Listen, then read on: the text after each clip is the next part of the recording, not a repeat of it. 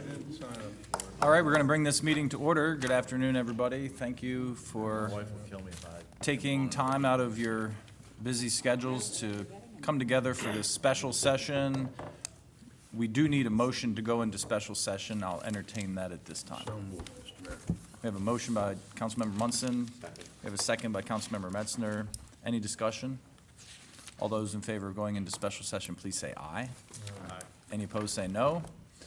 We are here to culminate a very long journey.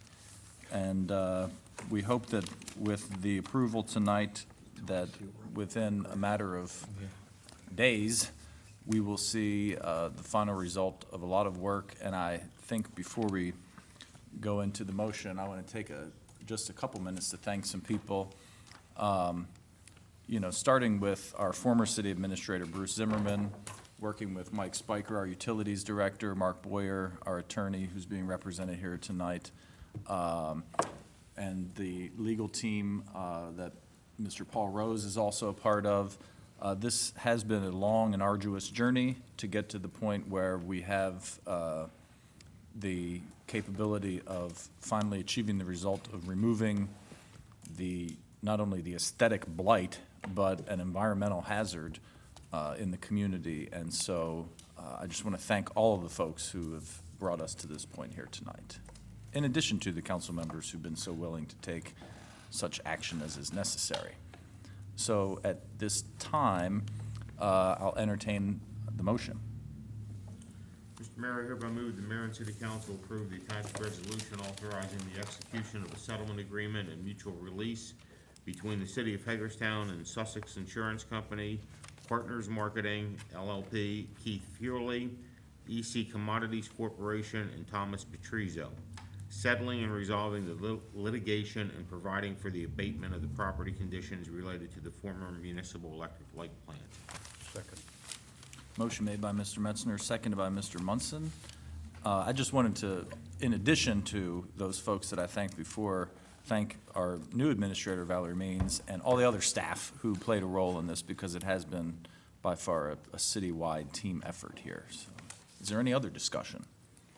Yeah, I'd like to make a couple of comments if I could. I too would like to thank Mike. When the decision was made to go to condemnation, this sort of became Mike's baby. And he went through all the labor pains, the ups and downs, the morning sickness, the evening sickness, whatever you go through when you have a baby. And it's really very nice to arrive at the birth. And I also want to say this. This would have never happened without this mayor and council making it happen. And I think, and I hope that the people of Hagerstown will realize that. That blight's been around a long time, much too long.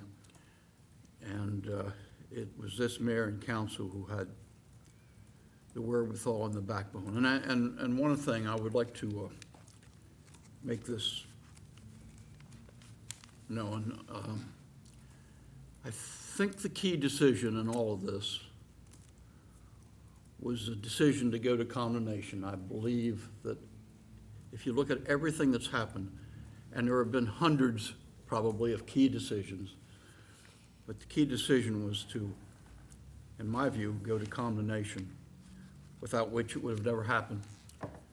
And the person who really suggested that right off, as I recall it, was Councilman Metzner in one of our executive sessions. And this mayor and council put a lot of time into this issue.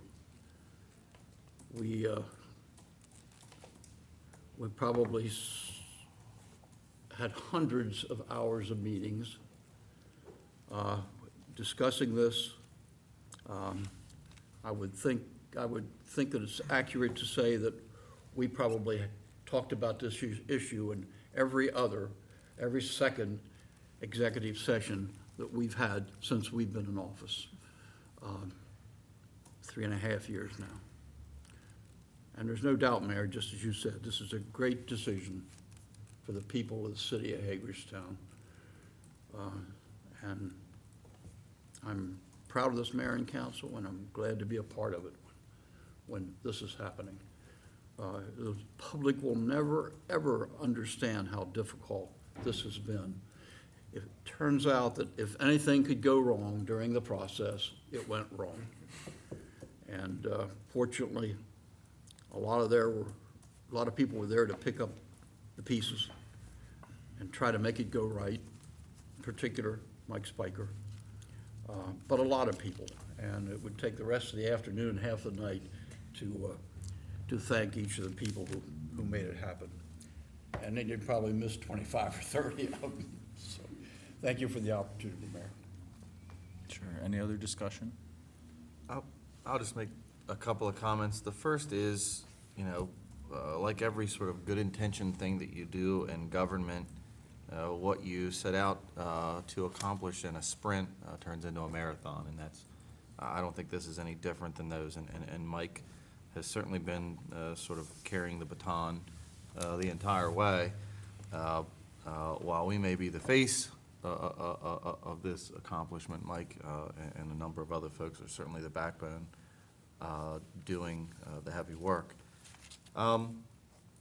Two comments that I think are critical to point out here. The first is, and I'll a little jokingly, much like the Trump campaign, if you'd have told me we'd be here now, where we were a year ago, where this wouldn't cost a single dime out of the pockets of our taxpayers for the demolition, and somebody else would be paying the tab to tear it down, I would have told you you're crazy. That's not going to happen, and I think we all went into this 2 years ago thinking that exact thought. And so I think that is a testament to the sort of stick-to-itiveness of our effort to get it done. So that's the first thing. The second thing, and I'll use another joke, I guess, is people don't realize that in the outset of this conversation, the public and this body and so many folks were informed that about 80% of our sewer flow goes under this property every day of the week. It's somewhere in the neighborhood of 80% of 6 million gallons. And we would have really been up a creek not to have this building simply continue to sit there, but if something were to happen to a line that is of that age, of that nature, and of that responsibility and of its proximity to the Antietam Creek, that I think we've taken a much stronger vested interest in really being good stewards of. And so I think those 2 points are important, to accentuate to the public as part of the outset of our efforts. I'm glad you brought that up, because I do think it's important to remind folks that at the end of the day, although the demolition will be complete, it will still remain in private hands, but the public still has a very major interest in that property, being that, like you mentioned, the 52-inch sewer main which runs underneath of it, the utility substation that also is located adjacent to that property, and the fact that the marsh run empties into the Antietam Creek at that point. So I'm glad that you brought that up so that I could make that clear. Anyone else? Mr. Brubaker? Yes, and I think I've decided not to run this year, but, so what I say, don't discount it. This has been a tedious, lengthy process, as the other council members indicated. People need to remember the city doesn't own this property. It's private property. We have to enter into contracts. Contracts have been reneged on in many more ways than I can care to recite. This has gone through every council I've been on. This is my third council. But I'm very pleased that people have stuck it out, gutted it out. We've had good advice from the staff, and we've had to follow a course that's been so long, intricate, and tedious, when that building is sitting there like a sore thumb. But we've wound up with a solution, as others have indicated, where we're not putting city taxpayer dollars into getting rid of this eyesore. And I think that's been well worth it. I think it's been well worth gutting this out. And I've got to say, until it's really, really down and we really have that check in hand, I'm still not going to be totally certain, given the history of this project. But this is indeed an accomplishment, and I know that our city staff has been geared up, ready to roll, and I think that this will be the end of the process. But I want to congratulate my fellow council members. We've had so much discussion, debated so many different ways to go as this process is unwound. And I think we've done the taxpayers and the citizens proud. And so I hope that this is the final step before action can take place. And thanks, of course, to the staff that has helped us and has been, the advice that we have debated and indicated which direction to go, that they've had to carry it out and still will have to carry it out.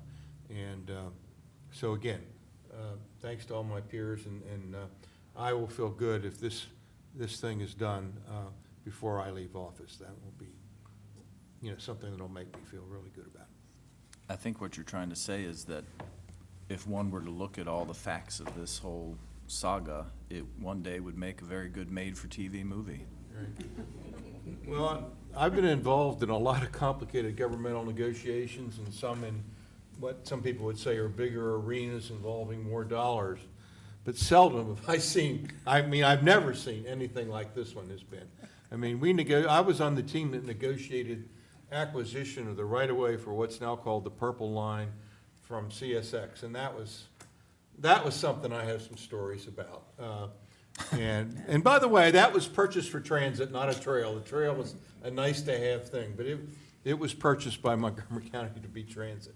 There's just no debate that that's what it was done, but that was a long and tedious process. But in a place where there were more resources to bring to bear against the other parties that were contesting, and this is above and beyond even what that was, and some other things in my professional career. So, wow. And again, we've avoided spending those taxpayer dollars that can go into much more positive things. Mayor, and I would simply concur with everything that everybody has said here today so far. With one addition, sometimes, and Don will have a little bit of history like Bill Brickner would have had, but we talk about writing a book about getting the demolition of MELP. Truly, the history of MELP that we're getting ready to truly put to sleep tonight for good is some kind of history. I know since the mid-'70s, every single council that has been in elected office has dealt with that plant in one way or the other. We, in the last number of administrations, have been dealing with how to tear it down. But, there's the history that we all may remember of hoping to fire it up and send steam up to Washington County Hospital.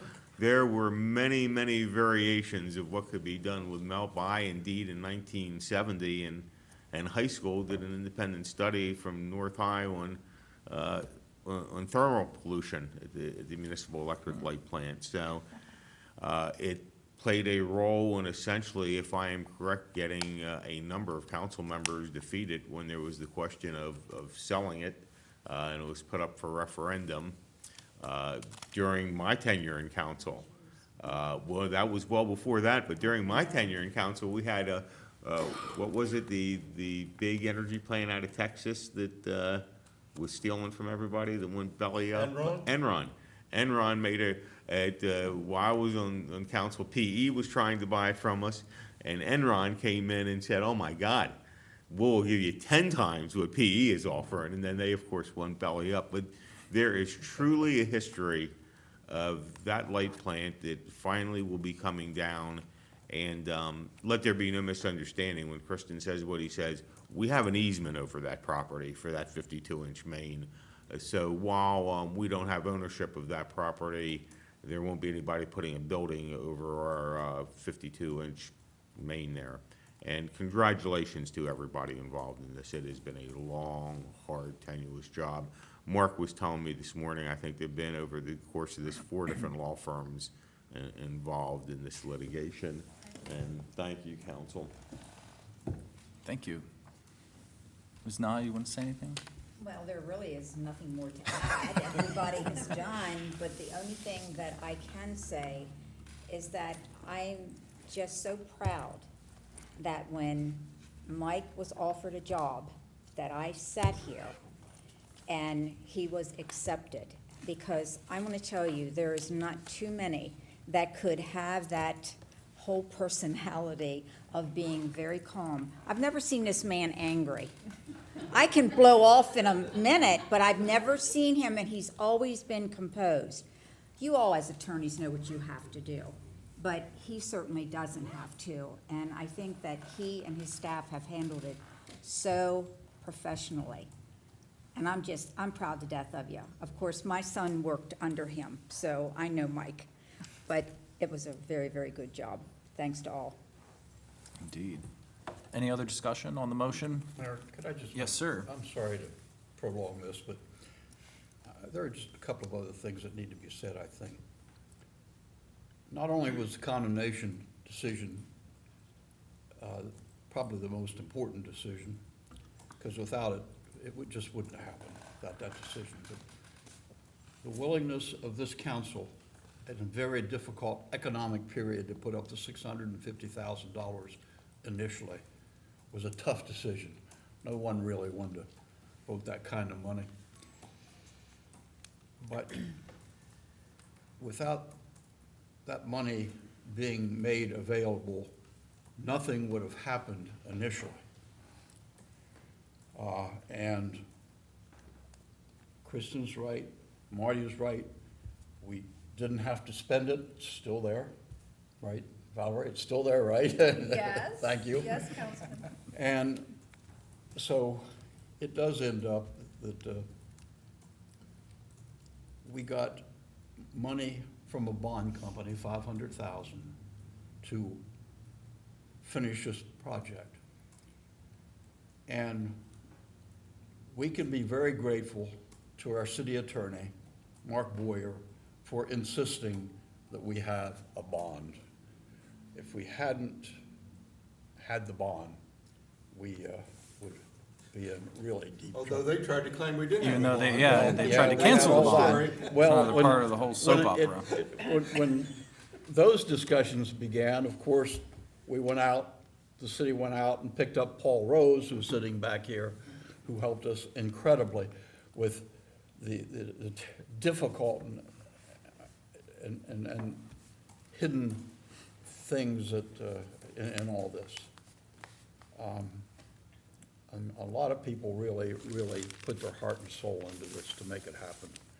And finally, I just want to mention that in the morning paper, and I'm sure everybody saw this, Dave McMillian had a really fine article, which I thought summarized this whole issue greatly.